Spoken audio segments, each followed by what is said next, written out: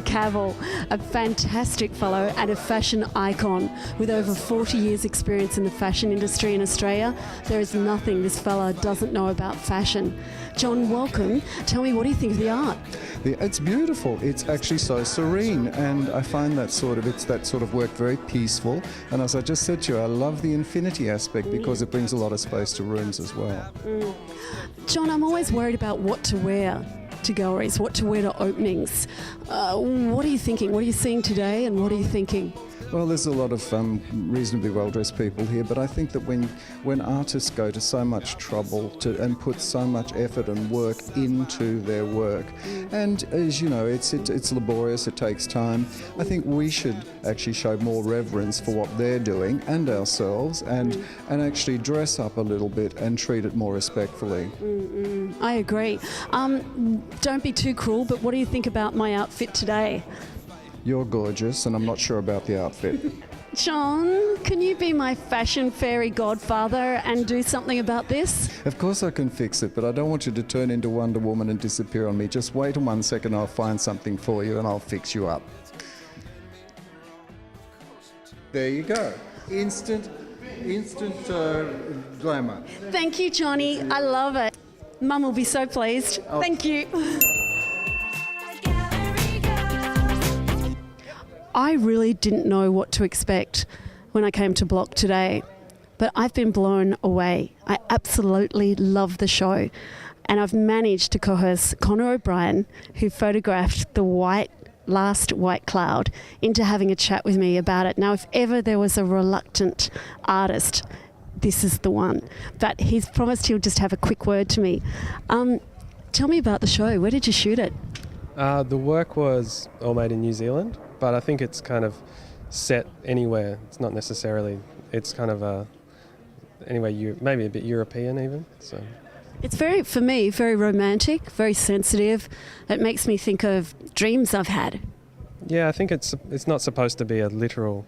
Maybe it's supposed to be a kind of a fictional place, not necessarily a literal place. And it's probably about a few different moods and moving through from different moods, and hopefully there's an intensity to some of it. So I really loved the night shot. Was that just shot with the flash? Yeah, it was just kind of pretty basic, really, and just the kind of the depth of it and disappearing into the nothingness. When does photography stop being a recording of every day and actually become fine art? When does that happen? It's an interesting question. I think the photography by its nature is not really a recording. It's totally kind of subjective. An image, it can seem like it's about something, but it's not necessarily. I think when it becomes art is when it becomes an object, or for me anyway, when it becomes a physical piece that you can stand in front of. And I think there's a lot of misconceptions about photography and art, and I think, for me anyway, it's about making physical objects, whereas for some other people it's about images only. So yeah. For me, it's because I've spent ages trying to figure out what the hell is art, and for me it has to be something that takes me to somewhere that I can't get any other way, and for me it has to be beautifully made, it has to have intellect, it has to have emotion, and it has to stand the test of time. I have to be able to get into bed that night, and I have to be able to recall the image instantly. And I have to say, you've nailed it. There are a couple of images there. That girl with her hair blowing up, I've had that feeling. I felt like that, and I can instantly recall it. Congratulations. I love the show. Thank you. It's beautifully done. So did you train here in Melbourne as a photographer? I guess I'm what they call self-taught, so, which is a strange word, but it's...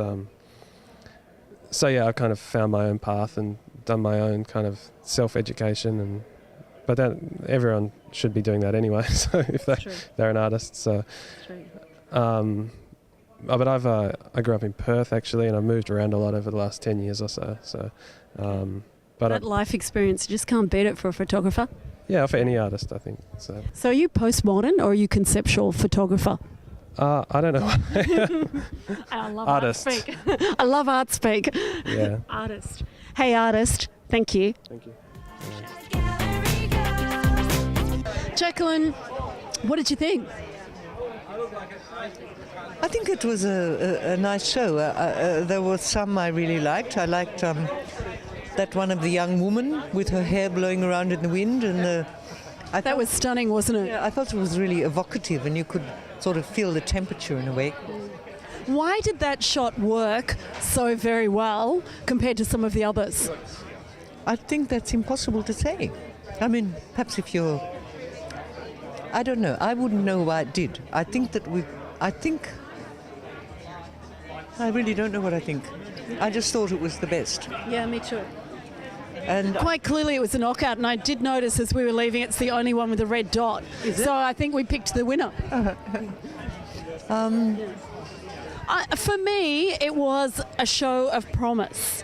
That this is a young artist on his first show, I think, in Melbourne, first solo show. And I think I'll be following his career and watching what he does next.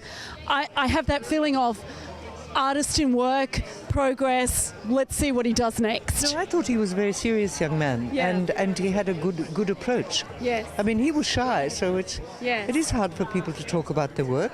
Yes. But I think he's got the discipline, the professionalism, there's an integrity with the work, and I think it'll be really interesting to see where he goes from here. I agree.